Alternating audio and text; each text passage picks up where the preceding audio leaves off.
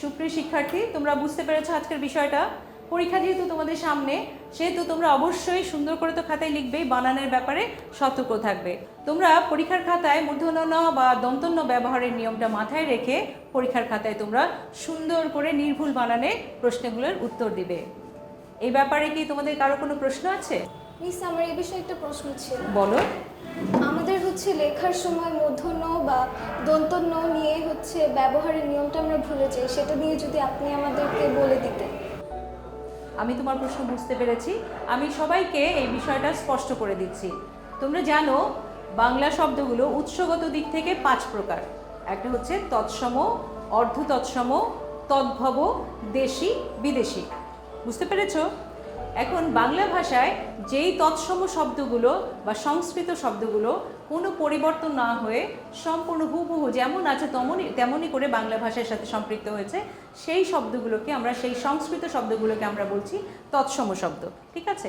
এই যে তোমরা বললে মূর্ধন্য ন বা দন্তন্য ব্যবহারের নিয়ম, এই মূর্ধন্য ন বা দন্তন্য ব্যবহারের ক্ষেত্রে শুধুমাত্র তৎসম শব্দের প্রয়োজনে আমরা এটা ব্যবহার করব, অন্য শব্দগুলোর ক্ষেত্রে নয়। তাহলে তৎসম শব্দ হচ্ছে সংস্কৃত ভাষা থেকে যেই শব্দগুলো হুবহু বাংলা ভাষার সাথে যুক্ত হয়েছে। কেমন? এখন এর মধ্যে কয়েকটা নিয়ম আছে, আমি তোমাদেরকে এক এক করে সেই নিয়মগুলো বলে দিচ্ছি। প্রথম নিয়ম হচ্ছে তৎসম শব্দের বানানে রি, বৈষ্ণব র এবং মূর্ধন্য স, এই তিনটা ধ্বনির পরে, এই তিনটা বর্ণের পরে যদি ন থাকে, সেই নটা মূর্ধন্য ন হবে। কি বলেছি? রি র স এর পরে যে নটা বসবে সেই রটা মূর্ধন্য ন হবে। যেমন ঋণ, রি আছে তারপরে ন, মূর্ধন্য ন। যেমন তৃণ, তো এর সাথে রিকার আছে। যেমন ধরো রণ, র বৈষ্ণব র মূর্ধন্য ন, এই রণ মানে কি? যুদ্ধ। এই ক্ষেত্রেও তখন মূর্ধন্য ব্যবহার করা হবে।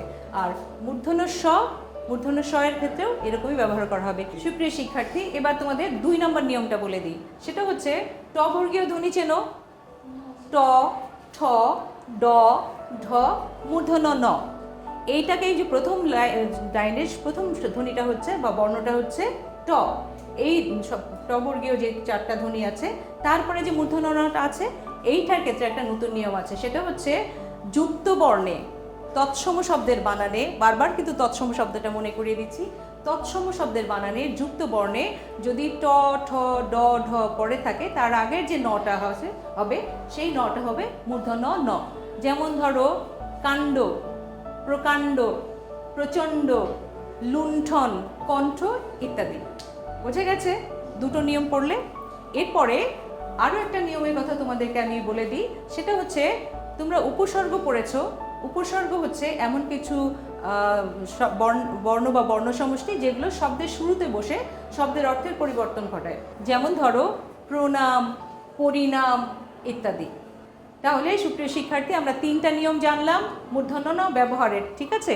এই 3টা নিয়ম সামনের পরীক্ষায় তোমরা চমৎকারভাবে ব্যবহার করবে উত্তর লেখার সময় বা বানান লেখার সময়। ঠিক আছে? তোমাদের সবাইকে ধন্যবাদ।